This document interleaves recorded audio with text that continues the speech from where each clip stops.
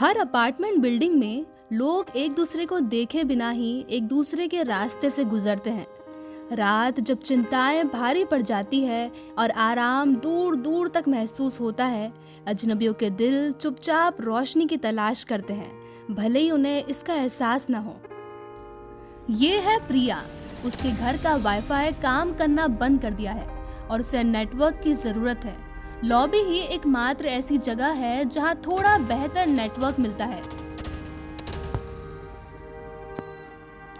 अरे यार, बॉस ने इतना सारा काम दिया और ये घर का वाईफाई चला गया। हमेशा मेरे साथ यही होता है। फिर वो बॉस बोलेगा मैं तुम्हारी सैलरी काट दूंगा, मैं तुम्हें छुट्टी नहीं दूंगा करके। आखिर मुझे खुद के लिए छुट्टी कब मिलेगी? ये है ऋषिता, जो अभी अभी ऑफिस से निकली है। उसके मन में उसके बिजनेस और अब तक की असफलताओं के बारे में कई सवाल घूम रहे हैं। दिल थोड़ा भारी है, दिमाग थका हुआ है और उसे घर जाने का मन नहीं कर रहा। कब से मेरा बिजनेस लॉस में चल रहा है। कितना सब कुछ ट्राई किया वर्कआउट हो जाए, पर कुछ होता ही नहीं है। और शेयर मार्केट भी गिरे जा रहा है, कहीं से भी प्रॉफिट नहीं मिल रहा है। पता नहीं मैंने क्यों ही ये बिजनेस चालू किया था। ये है हमारी इन्फ्लुएंसर आयशा। वो अपने फ्लैट से नीचे आई क्योंकि उसे वीडियो रिकॉर्ड करने के लिए बेहतर रोशनी चाहिए थी। अरे मेरे फ्लैट में इतनी गंदी लाइटिंग है, मैं कंटेंट कैसे शूट करूंगी? मेरे फॉलोअर्स मुझे बार बार मैसेज कर रहे हैं, आयशा कब तुम रील अपलोड करोगे, कब तुम पोस्ट करोगे। उनको लगता है मेरी लाइफ बहुत परफेक्ट है। अब मुझे ही पता है कितनी परफेक्ट है। ये है हमारी दादी। वो ग्राउंड फ्लोर पर रहती हैं और रात में लॉबी में टहलना पसंद करती हैं क्योंकि वहाँ ठंडक और शांति रहती है। अरे क्या हुआ? ये इमारत में इतना शोर क्यों है? ये आजकल के बच्चों को क्या हो गया है? ना ठीक से खाते हैं, ना ठीक से पीते हैं, ना 2 मिनट शांति से बैठते हैं। पता नहीं क्या ही होगा इन बच्चों का। ये है रोहित। वो अपने फ्लैट से नीचे आया क्योंकि उनके दरवाजे के बाहर गलियारे में लगी ट्यूबलाइट टिमटिमा रही थी, जिससे उसे परेशानी हो रही थी। इसीलिए वो उस आवाज से बचने के लिए लॉबी में चला गया। अरे यार, ये गैलरी की लाइट फिर से टिमटिमा रही है और ये लोग इधर आके बैठे हैं और कहते हैं चमत्कार होगा। क्या चमत्कार होगा? ये है नेहा। उसका बच्चा लगातार रो रहा था, इसीलिए वो नीचे लॉबी में आई ताकि उसका बच्चा चुप हो जाए। चुप हो जा बच्ची, चुप हो जा। शाम हो गई है, अभी तक मेरी बेटी सोई नहीं। आज तो पूरे दिन रोए ही जा रही थी। कहीं से धीमी सी आवाज आई नहीं, उठ के रोने लगती। फिर गोदी में घंटों भर तक ना लूं तो वो सोती नहीं है। मैं तो पूरे दिन थक जाती हूँ, 2 मिनट की भी मुझे शांति नहीं है। ये है विजय। विजय ने एक लंबे थका देने वाले दिन के बाद अपनी ऑटो ठेले के पास खड़ी की। उसकी पुरानी बाल्टी घर पर ही टूट गई थी, इसीलिए वो रास्ते में सड़क किनारे रुका और दुकान से एक नई बाल्टी खरीदी। अपने छोटे से कमरे में जाने से पहले वो लॉबी में चला गया। अरे यार, आज तो बाल्टी टूट गई थी, इसलिए रास्ते में रुककर नई बाल्टी लेनी पड़ी। आज 3 राइड कैंसिल हो गई, 2 कस्टमर किराए को लेकर झगड़ पड़े, पेट्रोल फिर महंगा हो गया। पता नहीं ये मेरे जीवन में हो क्या रहा है। ये है डॉक्टर सैमुअल। वो अभी अभी अस्पताल की शिफ्ट से लौटे थे। बाहर के मुख्य द्वार से अंदर आए और फिर सीढ़ियों की ओर बढ़े। आज पूरा दिन आईसीयू लोगों से भरा था। People are losing lives, families are crying, I had to stitch wounds and treat fevers. पर मेरा को कौन चंगा करेगा? What means the invisible hurts. अचानक से बिजली चली गई और सारा नेटवर्क बंद हो गया। कैसे चली गई? अरे रुको रुको, यहाँ मेरी बाल्टी गिर गई है। अभी अभी मैंने नया लिया है। अरे क्या तुम्हारी 10 रुपए की बाल्टी? मेरे लैपटॉप को कुछ हो गया तो? मेरा फोन गिर गया है। एक तो स्टॉक मार्केट भी गिर रहा है, लगता है मेरी शान भी गिरते जा रही है। अरे ये लाइटिंग को क्या हो गया है? मैं कंटेंट कैसे शूट करूंगी और मैं कैसे रील अपलोड करूंगी? अरे यार, ये किसकी बाल्टी मेरे पैर में आ रही है? ऐसे टूट जाएगा यार, फिर तुम्हारा ड्रीम भी ऐसे टूट जाएगा। ओ भैया, वो मेरी बाल्टी है। मेरी बच्ची, मेरी बेटी के ब्लैंकेट को किसी ने छुआ क्या? कौन खींच रहा है? Everyone relax, relax, don't panic, take a breath. Doctor मैं पैनिक कर रही हूँ, प्लीज इधर देखिए। लॉबी में हल्की सी हवा चलती है, पौधे सरसराहट करते हैं और कपड़े लहराते हैं। अरे ये मौसम अचानक बदल कैसे गया? अब तक तो अच्छा था। लॉबी में किसने एसी रखा है? इतनी ठंडी हवा कहाँ से आ रही है? अरे ये हवा कहाँ से चलने लगी? मेरी बेटी का ब्लैंकेट उड़ रहा है। अरे मेरी माँ, ये हो क्या रहा है? ये हो क्या रहा है? ये सब रोहित की वजह से हो रहा है। तुम ही कह रहे थे ना चमत्कार वगैरह कुछ नहीं होता है। अब देखो ये क्या हो रहा है। अरे अरे ठीक है, मैं मेरे सारे शब्द वापस लेता हूँ। यहाँ तक भी चमत्कार होता है, यहाँ तक भी यूनिकॉर्न भी होता है। श्श्श, कुछ पवित्र होने वाला है। जमीन से सुनहरे रंग के गर्म कणों का एक छोटा सा विस्फोट उठता है, जैसे जुगनू। अंधकार में एकमात्र प्रकाश। हर कोई देखता रह गया, स्तब्ध। देखो वहां से कोई रोशनी आ रही है, शायद कुछ होने वाला है। ये तो बहुत सुंदर लग रहा है। काश इसको मैं रिकॉर्ड कर पाती। ये तो नॉर्मल नहीं है, कुछ तो अलग है।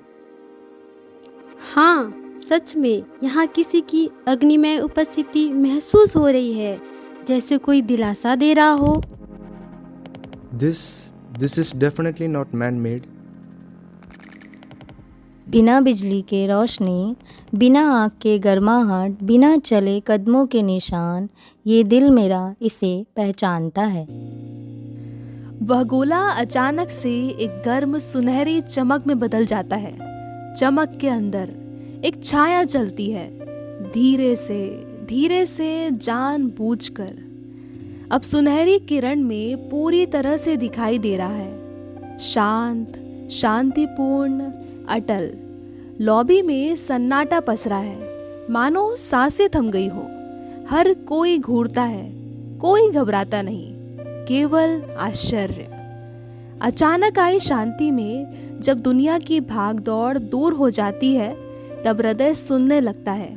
और कभी कभी एक शांत आवाज, एक सौम्य उपस्थिति हमें एक प्राचीन वादे की याद दिलाती है। एक प्रकाश जो उन सभी के लिए है जो खोज रहे हैं। चरवाहा जल्दी नहीं करता, वह प्रश्न को हवा में पंख की तरह तैरने देता है और तभी उत्तर देता है जब हर दिल सुन रहा होता है। मैं ऐसे जगह से आता हूँ जहाँ धैर्य से इंतज़ार किया जाता है, जहाँ खामोशी शोर से ज़्यादा असरदार होती है, और जहाँ रास्ता भटकने वाले को ऐसे तारे दिशा दिखाते हैं जो खुद कभी रास्ता नहीं भटकते। ये सुनकर प्रिया की आंखें नम हो जाती है। इंतज़ार? मुझे याद तक नहीं मैंने कब और किस चीज़ के लिए कितना इंतज़ार किया। मैंने खुद को कभी वक्त दिया ही नहीं। मैंने बस ज़िंदगी भर डेडलाइन और अप्रूवल्स और एक्सपेक्टेशंस के पीछे भागती रही। मैं रुकी ही नहीं, मैंने चैन की सांसें तक नहीं ली। मुझे डर है कि अगर मैंने दौड़ना बंद कर दिया तो कहीं सब कुछ बिखर न जाए। पर आखिर कब तक मैं इन चीज़ों के पीछे भागती रहूंगी। ऋषिता गहरी आह भरते हुए प्रिया की ओर देखती है। उसकी दौड़ उसे अपनी दौड़ की याद दिलाती है। दौड़ना? हाँ, मैं भी दौड़ रही हूँ, कभी बिलों से तो कभी घाटे से। मुझे इस बात का डर रहता है कि कहीं मैं उन सभी को निराश न कर दूं जो मुझ पर निर्भर है। हर बार जब मुझे लगता है कि मैंने एक समस्या हल कर ली है, तो 5 और समस्याएं ऐसे सामने आ जाती है जैसे वे कतार में इंतज़ार कर रही है। मैं मजबूत बने रहने की कोशिश करती हूँ, लेकिन कुछ दिन मुझे ऐसा लगता है जैसे मैं इस थके हुए दिल में पूरी दुनिया का बोझ अकेले ही ढो रही हूँ। आयशा धीरे से ऊपर देखती है। दुनिया का बोझ ढोना उसे एक अलग ही तरह से प्रभावित करता है। तुम प्रॉब्लम्स उठाती हो, मैं लोगों की एक्सपेक्टेशन, ना परिवार से नहीं परंतु उन लोगों से जिनको मैं जानती भी नहीं हूँ। हर एक पोस्ट, हर एक पिक्चर, हर एक हंसी, सब प्रेशर है। दुनिया मुझे पूरे कॉन्फिडेंस के साथ देखती है, पर उनको मेरे अंदर का खालीपन नहीं पता। नेहा उसे सौम्य आश्चर्य से देखती है कि उसे यह नहीं पता था कि बिल्कुल सही दिखने वाली कोई व्यक्ति भी उसे ऐसा ही महसूस करा सकती है। हाँ, मुझे भी ऐसा ही लगता है, पर मेरा डर लगता है कि मैं अपने बच्चे का ख्याल अच्छे से नहीं रख पाती हूँ। थक जाती हूँ, चिढ़ जाती हूँ, कभी कभी तो बैठ के रोने भी लगती हूँ। मैं देखती हूँ बाकी माँओं को खुश रहकर अपने बच्चों का ख्याल रखते और सब संभाल लेती है, पर मैं नहीं कर पाती, बिल्कुल नहीं कर पाती। मैं अच्छी माँ नहीं बन पा रही हूँ। डॉक्टर सैमुअल के चेहरे के भाव नरम पड़ जाते हैं। नेहा का डर उनके अनदेखे संघर्षों को दर्शाता है। नीडिंग कंफर्ट, यस, पूरा दिन आई कंफर्ट फैमिलीज, उनके लिए स्ट्रांग बनकर होप देता हूँ और पेन में उनका हाथ पकड़ कर चलता हूँ।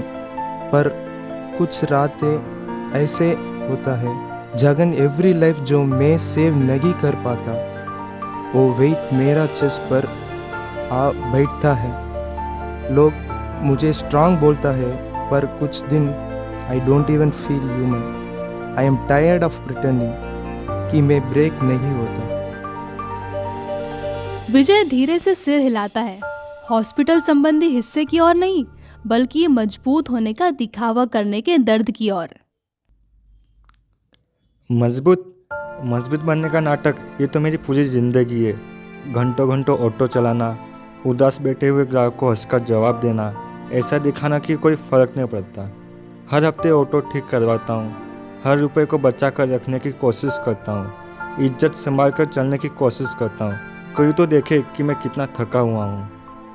थका हुआ, यहाँ हर दिल थका हुआ है, भागते हुए, छुपते हुए, दिखावा करते हुए, ढूंढते हुए, सब कुछ चुपचाप। शायद इसीलिए चरवाहा हमारे पास आया है इस अंधेरी रात में। उसे किसी ने नहीं बुलाया, फिर भी वो हमारे पास आया है, हर एक बोझ को उठाने के लिए जिसे तुम सब ने अकेले उठाया है। चरवाहा उन्हें देखता है, न्याय की दृष्टि से नहीं, बल्कि गहरी और शांत समझ के साथ। चरवाहा उनके बीच एक मौन स्तंभ की तरह खड़ा है। वह प्रत्येक पात्र से दृष्टि संपर्क स्थापित करता है, एक अनकही समझ का क्षण प्रदान करता है। मैं जानता हूं कि आप में से हर किसी का दिल भारी है। आप में से कुछ थके हुए हैं, आप में से कुछ डरे हुए हैं, कुछ उपेक्षित, अनदेखे या अकेले महसूस करते हैं। लेकिन आपको इन सब बातों को अकेले सहने के लिए नहीं बनाया गया था। बहुत समय पहले ईश्वर ने अपने प्रकाश को इस संसार में भेजा, हमारा न्याय करने के लिए नहीं, हमें डराने के लिए नहीं, बल्कि हमारे मदद करने के लिए। वो प्रकाश एक शिशु के रूप में प्रकट हुआ, उसका नाम है यीशु। वो चुपचाप एक छोटी सी जगह में आया ताकि हर कोई उसके करीब आ सके। वो आपको ये दिखाने आया था कि आपको कोई देखता है, आपसे कोई प्यार करता है, आप अकेला नहीं है। और जीवन कितने भी अंधकारमय क्यों ना लगे, उसका प्रकाश आप तक पहुंच सकता है। यीशु आम लोगों के लिए आए थे, चिंताओं से घिरे लोग, भय से ग्रस्त लोग, अंदर से टूटे हुए लोग। वो हम जैसे दिल वालों के लिए आया था। और आज वो आपको याद दिला रहा है कि उम्मीद अब भी जिंदा है। बहुत समय पहले एक छोटी और साधारण जगह में ईश्वर ने अपना प्रकाश संसार में भेजा। किसी राजा के माध्यम से नहीं, धन से नहीं, शोर शराबे या शक्ति से नहीं, बल्कि एक नन्हे बच्चे के माध्यम से जो एक चरनी में पैदा हुआ था।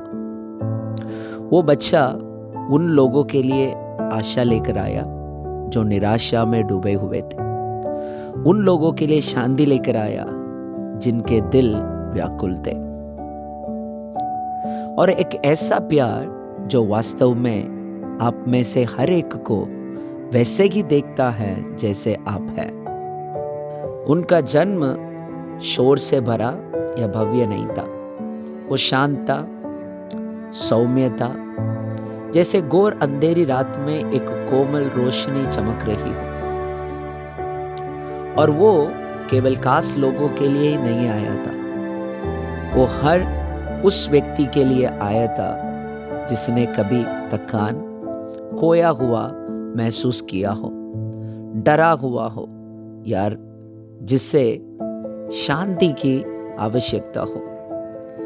वो आप जैसे लोगों के लिए ही आया था। बांसुरी और तारकीय वाद्य यंत्रों की मधुर ध्वनि धीरे धीरे बढ़ती है। जैसे ही चरवाहा बोलता है, बाकी लोग एक साधारण विनम्र चरनी का दृश्य सजाना शुरू कर देते हैं। प्रकाश की रोशनी गर्म और सुनहरी हो जाती है। सब स्वाभाविक रूप से दृश्य की ओर मुड़ने के लिए अपने शरीर को घुमा लेते हैं। उस पल कुछ बदल गया। उनके जीवन की सारी चिंताएं, तनाव और शोर इस रोशनी के मुकाबले यह छोटा महसूस हुआ। पुरानी कहानी फिर से सच हो गई। अभी कुछ समय पहले, लेकिन उनकी ठीक लॉबी में प्रकाश आ गया। चरवाहा चरनी की ओर चलता है, जो एक छोटी सी चमकती हुई टोकरी या कपड़ा है। देखो, ये प्रकाश समस्त संसार के लिए है। यीशु ही वो हैं जो व्याकुल हृदयों को शांति, थके हुए जीवन को आशा और उपेक्षित महसूस करने वाले लोगों को प्रेम प्रदान करते हैं। वो परिपूर्ण लोगों की तलाश में नहीं आया था, वो आम लोगों के लिए आया था। उन लोगों के लिए जो संघर्ष करते हैं, चिंतित रहते हैं, संदेह करते हैं और दुखी होती हैं। वो उन लोगों के लिए आया था जो कुछ और तलाश रहे हैं, कुछ सच्चा आराम। सच्चा आराम रुकने में नहीं, सिर्फ यीशु में है। एक बोझ हल्का हो गया है। अब मैं अकेली नहीं हूँ। यीशु ने देखा, सचमुच देखा और प्यार भी किया। हाँ, मार्गदर्शक और शक्ति वो यही है। सच्चा इलाज ये मेरे समझ से बाहर है। आशा कल के लिए और अनंत काल के लिए है। अच्छा, तो ये बात है। ये बालक यीशु हर उस हृदय का उत्तर है जिसने कभी अर्थ और अपनेपन की तलाश की है, शांति के लिए। जब जीवन सबसे अंधकारमय लगता है, तब उसका प्रकाश सबसे अधिक चमकता है। और इस तरह अदृश्य चरवाहे का प्रकाश हमेशा चमकता रहता है। ये हमें याद दिलाता है कि हमारे दिल के सबसे शांत और गहरे कोनों में क्रिसमस का सच्चा अर्थ छुपा है। एक ऐसा प्रकाश जो उम्मीद जगाता है, एक ऐसी शांति जो दिल को सुकून देती है, और उन सबों के लिए प्रेम का वादा जो विश्वास करते हैं।